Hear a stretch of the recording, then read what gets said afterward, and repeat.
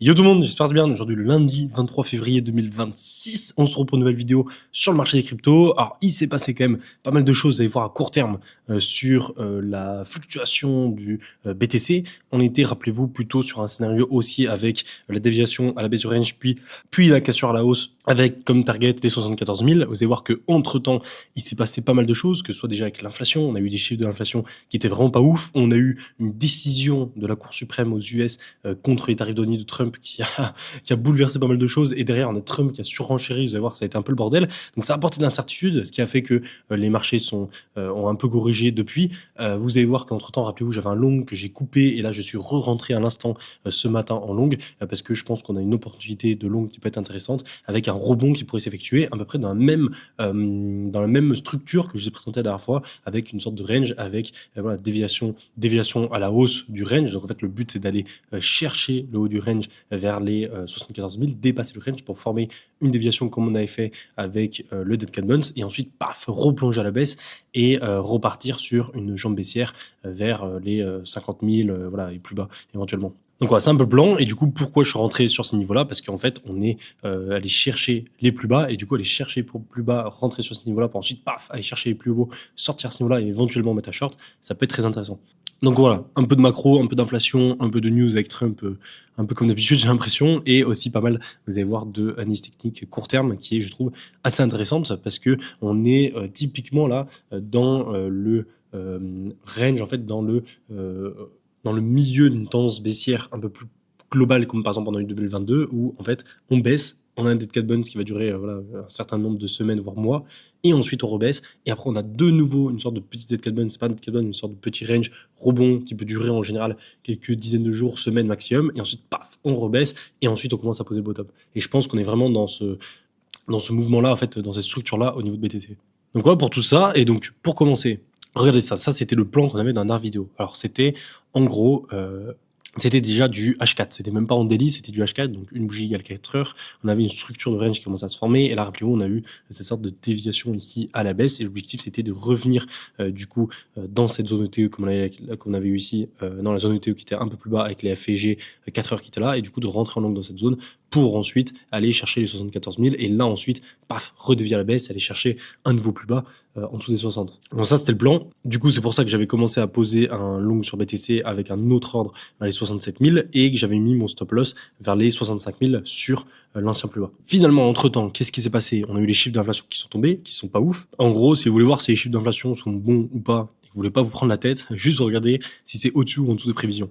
Si vous voyez que par exemple là, en prévision on avait 2,9 et qu'on est à 3%, c'est pas bon parce qu'on est au-dessus. Vous voyez, prévision 0,3, on est à 0,4, on est encore au-dessus, 2,8, 2,9, on est encore au-dessus, 0,3, 0,4, on est encore au-dessus. C'est-à-dire que tous les chiffres d'inflation, que ce soit en corps ou en PCE normal, et que ce soit en annuel ou mensuel, tous, ils sont au-dessus des prévisions. Donc on a une inflation qui est plus haussière, enfin qui est plus haute que ce que on avait prévu, qui était déjà une hausse, on avait déjà prévu une hausse de l'inflation.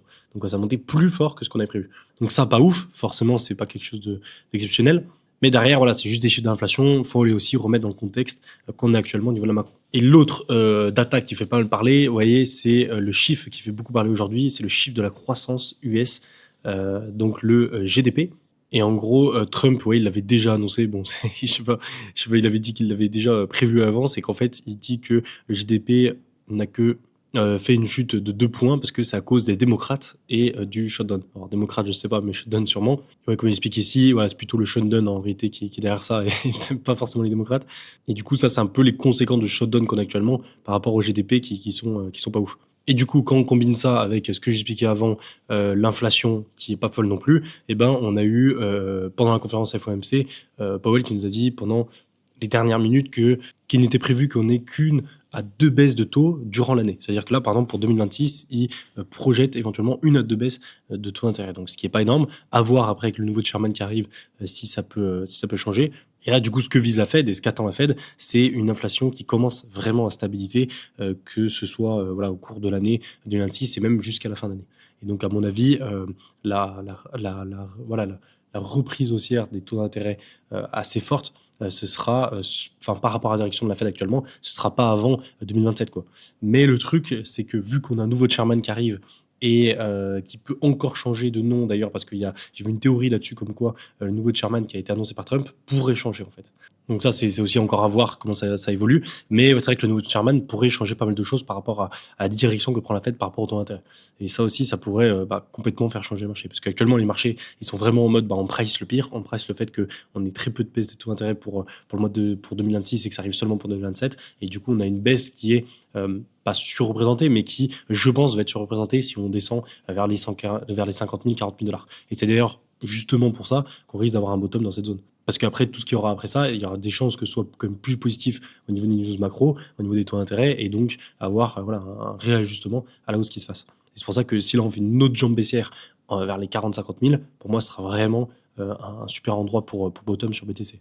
Mais c'est d'ailleurs l'endroit aussi que je vous parlais depuis longtemps quand même, avec le Dead Cat Bounce depuis les 100 000 $ sur BTC. Donc voilà, pour ça, je vous laisserai check les chiffres par vous-même du reste de tweet macro qu'on vous a fait. Et donc, ce que j'expliquais tout à l'heure en intro, dans la foulée qu'on a eu la Cour suprême qui s'est prononcée à décider d'annuler les frais de douane de Trump. Donc ça, c'est fou, parce qu'en fait, on a Trump qui nous a mis énormément de frais de douane, et on a la Cour suprême qui a dit non, c'est mort, tu ne mets aucun frais de douane sur les pays. Et en fait, du coup, forcément, tout le monde attendait la réaction de Trump. Tout le monde attendait la réaction de Trump en mode qu'est-ce qu'il y a à faire, parce qu'on connaît le personnage, on sait que il faut pas aller contre ce que lui veut, et que c'est un mec qui a quand même pas mal d'ego, et du coup, si on lui dit l'inverse de ce qu'il veut mettre en place, il va pas être content. Et donc forcément, il a fait une conférence où il a pété un peu un câble, c'était drôle. Il a dit ouais, je peux faire ce que je veux, je peux envoyer déclarer la guerre à n'importe quel pays, je peux mettre des pays sous embargo, je peux faire ci, je peux faire ça, mais par contre, je peux pas augmenter les frais de douane comme je veux. Et en fait, il a fait une sorte de l'orateur qu'il a, hein, mais il a fait une sorte de truc où il a donné tous les choses les plus folles qu'il puisse faire, et puis après il a minimisé le fait que les frais de douane c'était pas grand chose, et que c'était fou que la Cour suprême ne lui laisse pas faire ça. Et du coup, en réaction de ça, on s'attendait éventuellement à quelques dingueries de la part de Trump, et finalement, ça va. Bon, il a quand même fait une réaction face à ça en disant que il augmente les frais de douane de 10% pour tout le monde, en plus, vous voyez, des tarifs déjà en vigueur. Mais le truc, c'est que lui, il a encore en tête le fait que, dans son discours politique, il dit que voilà, il y a encore ces frais de douane et qu'en plus, il rajoute 10%. Donc bon, c'est un peu le bordel. On sait pas dans quel sens ça va partir. Est-ce que du coup, ils vont réaccepter? En fait, je sais pas exactement comment ça se passe. Est-ce que les 10% qu'il a de nouveau rajoutés vont pouvoir être validés, ou ça va devoir encore être invalidé par la Cour suprême? C'est beaucoup de questions, et derrière, le problème que ça crée avec tout ce genre de news, c'est l'incertitude. En fait, quand vous accumulez des news comme ça, on ne sait pas ce qui va se passer, ça crée de l'incertitude, et les marchés, rappelez-vous, détestent l'incertitude, ce qui fait qu'ils baissent. Donc moi, dans la foulée, j'ai coupé mon long, j'ai pas essayé de comprendre qu'est-ce qui se passait, parce que enfin si, j'ai essayé de comprendre ce qui se passait, mais j'ai pas essayé d'attendre plusieurs jours pour voir comment ça réagit pour sortir. Je me suis dit, voilà, il y a de l'incertitude, on ne sait pas comment ça va partir, je préfère sortir. Et du coup, au final, j'ai plutôt bien fait, parce que je suis sorti, vous voyez, sur le niveau des 67 000, 78 $. Donc j'ai perdu quand même 3 000 $ sur ce trade, mais au moins, ça m'a permis de sauvegarder une partie de mon trade, parce que si je m'étais fait stop loss aux 65 000, comme j'avais mis ici, et au final, on est venu les chercher tout à l'heure, au lieu de perdre 3 000, j'aurais perdu 8 000. Et vous voyez, parfois, c'est pas plus mal de réagir comme ça dans une prise de décision un peu court terme, et de couper son trade au lieu de le garder comme c'était prévu initialement, par rapport à des news qui changent, forcément. S'il n'y aurait pas eu ces news, j'aurais laissé mon trade, mais c'est vrai que là, dans ce contexte-là, ça me paraissait plus pertinent d'enlever mon trade que de le laisser éventuellement me faire stop loss plus bas. Du coup, au final, j'ai coupé, j'ai pris mes 3 000 de pertes, et j'en ai du coup reposé un ce matin, et j'ai plutôt bien fait au final, parce que vous voyez, au lieu de hold et de me faire stop à 65, je suis sorti à 65 et je suis re-rentré, enfin je suis sorti à 67 et je suis rentré plus bas à 65. Alors pourquoi je long ici? Alors c'est assez contre-intuitif, parce que c'est vrai que quand on regarde la structure qu'on a actuellement, on a plutôt l'impression que c'est une structure bearish en fait en daily. Vous voyez, on range là-dedans, et puis après paf, on ça baisse, ça fait pas un triangle descendant, parce que vous voyez là on monte légèrement, mais ça fait une sorte de falling wedge là qu'on pourrait casser à la baisse, qui est pas ouf en fait en termes de structure pour le marché. C'est plutôt une structure qui est bearish. Mais pourquoi je long? Parce que je pense qu'on peut avoir ici, on est allé chercher les plus bas, vous voyez, vers les 64 500 $, je vais vous montrer après qu'on a laissé ici, et en fait avoir un rebond dans cette zone pour aller chercher du coup les plus hauts que je vous expliquais tout à l'heure en intro, et qui était le plan d'ailleurs de la semaine dernière, et ça me paraît cohérent, vous voyez, et les plus hauts sont à 74 000. Et donc prendre un long de cette zone à cette zone, c'est ce que je vise dans ce trade-là. Et justement, regardez mon trade ici. Alors, je ne l'ai pas pris parfaitement, parce que j'aurais bien aimé le prendre aux 64 500, vous voyez, dans cette zone ici. Je l'ai pris un peu plus haut, vers les 65 000. J'ai mis un petit peu plus de grosses positions, avec un levier assez élevé, parce que j'estime que mon stop loss, je voulais le mettre pile sur le plus bas. Et du coup, pour l'instant, ça se passe plutôt bien parce que je suis à 2700 dollars de PNL. Alors, c'est pas encore TP et mon objectif, vous voyez, il est assez loin, mais en gros, en un jour, ce serait d'aller chercher, hop, ici, ouais, donc prise de position ici, mon stop loss hyper serré là et aller chercher les 74 000 qu'on a ici. Donc 74 000, ça me ferait prendre 33 000 de PNL, donc ce serait excellent et ce serait parfait pour ensuite reposer un short parce que je vous explique mon plan, c'est qu'en gros, moi j'aimerais long de cette zone à cette zone et une fois qu'on arrive à 74 000, la poser un short pour jouer du coup à ce que j'expliquais, voilà, la déviation la hausse et ensuite, bam, on refait une jambe baissière. Donc ouais, c'est un peu mon plan pour l'instant. Ce que j'ai fait pour sécuriser mon trade de mon côté, c'est que j'ai monté mon stop loss, vous voyez, au-dessus de mon entrée et donc là, même si on vient corriger vers ce niveau-là, ben moi je me ferai sortir, mais j'aurais rien perdu, je serai ABE et si là on part arriver à 74 000, ben moi je m'entraide qui se laisse courir. Pourquoi j'ai monté mon stop loss? Parce que je pense qu'il y a moyen, il y a une possibilité qu'on revienne sweep les lows, qu'on revienne sur les plus bas ici à 64 000 et ouais, aller chercher plus bas ici avant de repartir. Et du coup, je vais éviter de me faire stop loss, enfin de me faire quote mon trade, me liquider mon trade à ce niveau-là. Et du coup, je préfère sortir ici à BE et re-rentrer à ce niveau-là si jamais on revient sur ces niveaux. Voilà, tout simplement. Ensuite, je reviens sur mon tweet par rapport à ça parce que je voulais vous montrer une comparaison avec 2022 que je trouvais assez intéressante. Vous voyez, en 2022, on avait vraiment formé, donc après le Dead Cat Bounce, le bottom ici. On avait commencé à former le range ici. Et regardez ça, vous voyez, on était venu sweep les lows ici, on était revenu chercher les plus bas ici. Et ensuite, paf, explosion. Vous voyez, on vient chercher les plus hauts, on vient combler les FG en 4 heures qu'on avait laissé là. Et ensuite, une fois qu'on a formé la déviation, paf, on part à la baisse. Et donc, vous voyez, actuellement, on en est ici. Et en fait, ça ne m'étonnerait pas de refaire exactement le même scénario. On vient un peu comme on avait fait avec le Dead Cat Bounce en 2022. Et vous voyez, aller chercher donc les lows qu'on a ici, paf, péter, aller chercher les plus hauts. Donc là, j'ai mis ici, mais on peut même monter vers les 74 000. Aller chercher les plus hauts ici, les FG qu'on a laissés. Et ensuite, paf, on accélère à la baisse. Et c'est pour ça que de long ici à ici et de short de là à là, c'est ce que je vais essayer de faire de mon côté. Justement, on peut aller sur Monsieur BTC. Alors regardez ça, en gros, là en daily, vous voyez, on a une sorte de feeling wedge que je vous expliquais qui se met en place. Et ça, c'est pas forcément une structure bullish en fait. Quand vous avez une structure qui est dans ce sens-là, hop, qui se ferme comme ça, de compression. Alors souvent quand en plus on est en tendance baissière, bah souvent hop, on vient la casser comme ça à la baisse. Mais c'est vrai que le piège parfait et que moi j'estime qu'on pourrait faire, vous voyez, c'est aller chercher du coup les plus bas qu'on a fait ici, hop, avec la mèche, on revient chercher les plus hauts là, et là, une fois qu'on a cherché plus haut ici, paf, on replonge. Et ça, ce serait vraiment le scénario parfait, je pense, pour piéger le plus de monde. Et oui, en 4 heures, ça m'étonnerait pas, franchement, avoir un scénario comme ça, on réintègre, paf, là, on va chercher 74 000 et ensuite, on rechute, ça pourrait se faire. Et ça ressemble, du coup, justement, ce que j'expliquais tout à l'heure, à ce qu'on avait fait en 2022. Oui, en 2022, déjà, le Dead Cat Bounce avait été très très similaire à ce qu'on a eu sur le Dead Cat Bounce des 98 000 $, là, il y a quelques mois, sur BTC. Où en gros, on avait vraiment, ouais, hop, la déviation ici, avec donc le gros range, hop, déviation au-dessus, et ensuite, on casse à la baisse. On vient chercher une mèche bien profonde vers les 60 000, vers les 25 000, ce qui correspond aux 60 000 $ avec la mèche qu'on a fait il y a quelques semaines. Et derrière, vous voyez, de nouveau, qu'est-ce qu'on a? On a une sorte de structure qui commence à se mettre en place. Et en fait, quand on regarde juste, vous voyez, ici, et ben en fait, on a l'impression que là, on peut repartir. Parce que, qu'est-ce qui se passe? On a un premier rebond, ici, et petit à petit, vous voyez, on se laisse couler. Et en fait, quand on a ça, la plupart des gens, vous voyez, on a un bottom, on a un rebond, et là, quand on se laisse couler, ici, la majorité des gens pensent que, voilà, on va partir fort à la baisse, parce qu'ils disent, ah, le rebond, il est pas assez fort, ça va pas suffire, et on va casser à la baisse. Et en fait, souvent, ce qui peut se passer, ce qui s'était d'ailleurs passé à ce niveau-là, le meilleur piège qu'on puisse faire, c'est faire croire qu'on repart avec, paf, une hausse assez brutale, et en fait, on va juste chercher les plus hauts, et là, on chute brutalement. Et si vous voulez, cet espoir-là, il fait énormément perdre l'argent des gens, parce qu'en fait, la plupart des gens pensent qu'on repart, alors que finalement, c'est un piège haussier qui, paf, derrière, enfonce la baisse. Et du coup, hop, vous voyez, c'est ce qu'on avait fait ici. Où en gros, au lieu de, hop, rebondir et se laisser couler, et ensuite, paf, casser la baisse, et ben en fait, on est venu chercher les plus bas, paf, rebondir assez fort, et derrière, vous voyez, former du coup le piège ici à la baisse, un peu comme Dead Cat Bounce au final, c'est la même chose. Au lieu de, vous voyez, laisser se couler ici, en fait, on vient, hop, aller chercher le piège à la hausse, et ensuite, on chute. Et du coup, là, on chute et on vient chercher beaucoup plus bas. Et après, du coup, on pose notre bottom avec FTX qui suivait juste là. Et de nouveau, vous voyez, prendre un short dans cet endroit-là, ça fait peur parce qu'en fait, t'as l'impression que tout repart. Mais c'est à la fois le meilleur moment, comme on avait ici quand j'ai posé le short vers les 87 000, où c'était à la fois, ça faisait peur parce que le FOMO revenait, tout le monde pensait qu'on allait repartir. Mais c'était à la fois le meilleur moment parce qu'on était au-dessus des plus hauts. Et du coup, c'était l'endroit parfait pour faire déviation et repartir à la baisse. Et du coup, là, sur le graphique qu'on a actuellement ici, c'est un peu ce que je vise aussi, quoi. C'est à peu près le même truc où là, on avait eu notre, rappelez-vous, Dead Cat Bounce avec pareil, le range, hop, on dévie ici à la hausse, on pose notre short, et derrière, paf, ça chute très fort. Là, on vient chercher très profond, même plus profond que ce qu'on a fait en 2022 avec une grosse mèche. Et ouais, là, on est un peu dans le même, au final, dans la même configuration que 2022, où on a, pareil, la mèche très profonde, le rebond, et là, vous voyez, on se laisse couler, et tout le monde pense qu'on va chuter. Et pour moi, le plus probable, bah, c'est juste que, hop, on fasse un rebond court terme, et que on fasse un plus haut, et que là, on chute.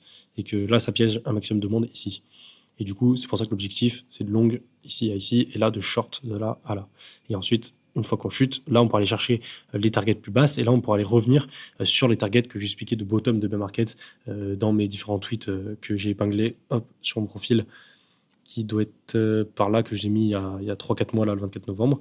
Et en gros, ouais, c'était un peu ça avec le dead cat bounce. Vous voyez, paf, on chute, avoir un rebond ici, puis paf, on rechute. Et du coup, les targets, après, j'en reparle dans mes derniers tweets, mais en gros, c'est en dessous des 40 000. Pour moi, c'est le bottom où il faut all-in, parce que, à mon avis, on n'ira jamais plus bas. Enfin, ce sera difficile de ne pas poser un bottom en dessous des 40 000. Et tout ce qui est entre 60 000 et 40 000, c'est hyper intéressant. C'est hyper intéressant pour recharger. Et du coup, là, le truc, c'est que si on pète les 60 000 ici, bah forcément, on va l'attaquer les 50 000, les 55, les 50 000. Et après, pour aller chercher 40 000, bah, on verra comment ça évolue si on va dans cette zone. Donc ça, c'est le plan que j'ai pour l'instant à court moyen terme. Et ça va bien pour l'instant avec ce qu'on a au niveau macro. Ouais, on a une inflation qui remonte un peu. On n'a pas forcément des bons chiffres au niveau du GDP. On a Trump et Cour suprême, c'est un peu le bordel au niveau il y a pas mal d'incertitudes par rapport aux tarifs douaniers. On a la baisse des taux qui est pas forcément intéressante là, qui est prévue pour 2026. Donc pour l'instant, ça m'a l'air plutôt bon pour aller sur ce scénario-là. Après, comme d'hab, si ça évolue, si je sais pas, on a un nouveau chairman qui arrive et qui est super bullish, on a Trump qui change ses tarifs douaniers, ou je sais pas, il y a quoi qui se passe qui est plus bullish, ça pourrait s'inverser. Donc ça, c'est à surveiller, et comme d'habitude, de toute façon, c'est en constante évolution. Donc voilà pour BTC. Et d'ailleurs, si vous voulez, hop, ouais, je vais vous mettre le range un peu comme en 2022. Au final, il faudrait qu'on prenne la dernière clôture qu'on avait ici et là, pareil, ici. Et donc là, vous voyez, bah, on sera en train de faire, hop, le plus bas sous le range. Et là, on vient chercher du coup les plus hauts ici. Et ensuite, on dévie comme ça. Et donc les plus hauts, c'est plutôt ce qu'on a au niveau des mèches ici. Donc le top, ce serait de venir dans cette zone, ouais, 73, 74 000. Donc voilà pour ça. Tiens, la Bitcoin dominance, je vais vous montrer un truc qui est marrant. Regardez là, en weekly. Et le ruban, vraiment, on bloque dessous, quoi. C'est ouf. Ouais, rappelez-vous, on attendait éventuellement les saison avec le passage du ruban, le retest du ruban, et on s'est rejeté. Et ouais, pour l'instant, bah, à chaque fois qu'on revient dessus, ouais, on revient dessus, on s'est rejeté, on revient dessus, on s'est rejeté. Et là, il y a quelques semaines, on est pile revenu dedans avec la clôture weekly, et on s'est fait rejeter. Et à chaque fois sur ce niveau, ça veut pas passer. Et donc, c'est intéressant parce que, tout simplement, on voit que BTC chute fort. C'est-à-dire qu'on a vraiment une grosse baisse de BTC qui est un changement de tendance. On n'est plus dans les corrections hausse. On est vraiment dans une baisse beaucoup plus installée, beaucoup plus importante, et qui va sûrement nous emmener sur un marché plus baissier que haussier par rapport à ce qu'on avait sur les autres années sur BTC. Mais ce qu'on remarque, c'est que les altcoins, ils baissent autant que Bitcoin, quoi. Parce que la Bitcoin dominance, elle reste parfaite, tu vois. Elle reste stable, je veux dire. Elle chute pas. Et on le voit au niveau du Total 3, que ouais, ça baisse, mais ça baisse identique à Bitcoin. Parce qu'en fait, les altcoins ont tellement déjà été sous-évalués, on a tellement eu de liquidités qui sont sorties des altcoins, qu'au final, on se retrouve dans une situation où on a autant BTC qui chute que les altcoins. Parce qu'on n'a pas de surévaluation du côté des altcoins. Et du coup, ce qui fait que la Bitcoin dominance, je pensais qu'elle allait remonter, et finalement, oui, elle reste assez stable. Donc ça, c'est intéressant. Parce qu'on pourrait avoir, en fait, durant tout 2026, une sorte de grosse box comme ça, où on a la Bitcoin dominance qui continue à range, qui reste un peu dans cet endroit, jusqu'au jour où, paf, on a liquidité qui s'inverse, et là, on part en avec saison.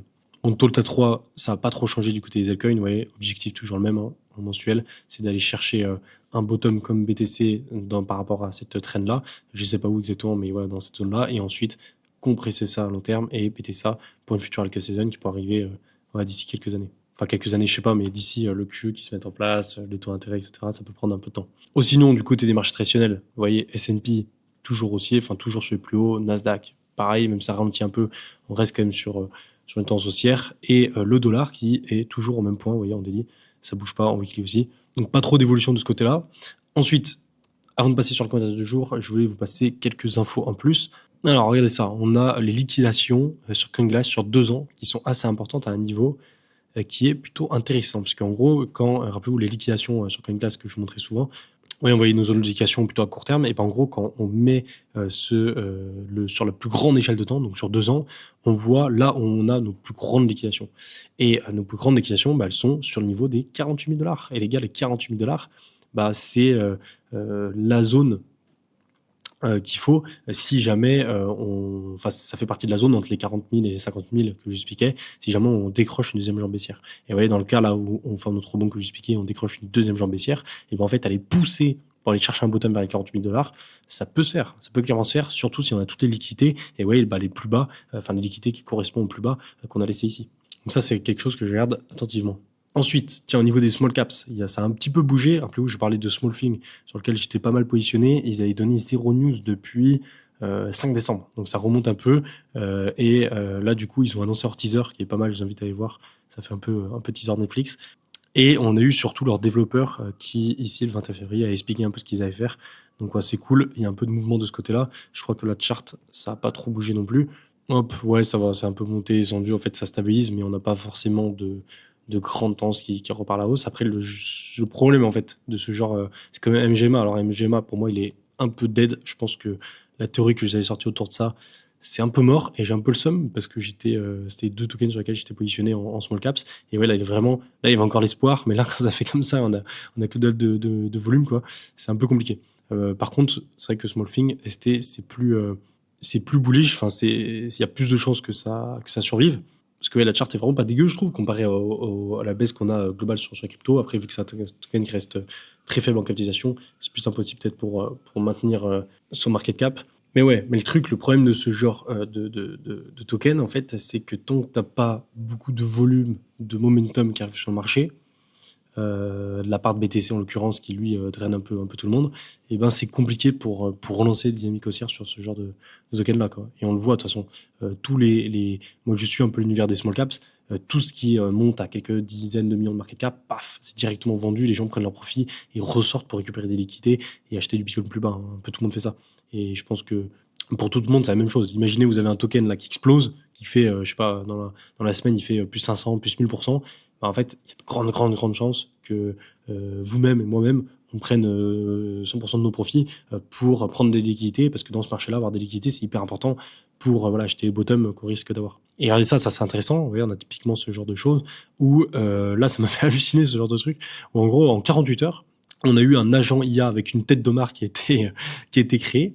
Et en gros, si j'ai bien compris, cet agent, en fait, on lui a donné la possibilité de gérer la supply de son token, enfin la liquidité de son token, et on voit que le token au début, vu que c'est un agent IA, tout le monde s'est dit ouais, il va faire des dingueries, ça va être incroyable. Du coup, le token, il est monté direct à 16-17 millions de market cap en l'espace de quelques heures.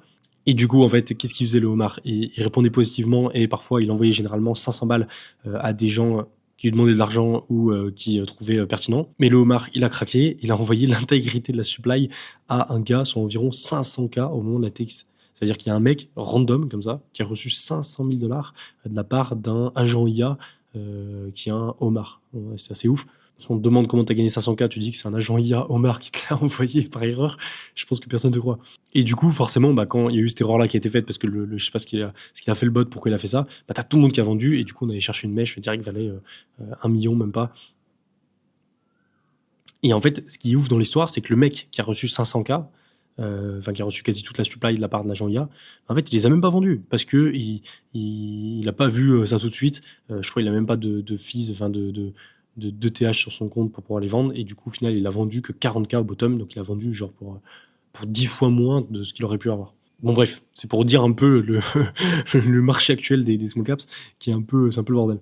Il n'y a pas beaucoup de volume, il n'y a pas beaucoup de liquidité, du coup en fait tout ce qui monte, tout ce qui a un peu de valeur, est directement revendu, et c'est très éphémère. Donc voilà pour ça. On finit avec le commentaire du jour de Jonathan Petit qui nous dit « Bonjour, merci pour tes vidéos. Peux-tu nous faire refaire la vidéo pour le ruban avec les réglages? Merci, continue. » Merci beaucoup pour ton commentaire, ça fait plaisir, et je vais vous montrer ça tout de suite parce que je sais que vous avez été pas mal à me le demander, et c'est vrai que le ruban, il est plutôt pertinent quand même, je trouve, dans certaines situations, surtout dans les tendances weekly comme ça que je monte depuis le début du bull run.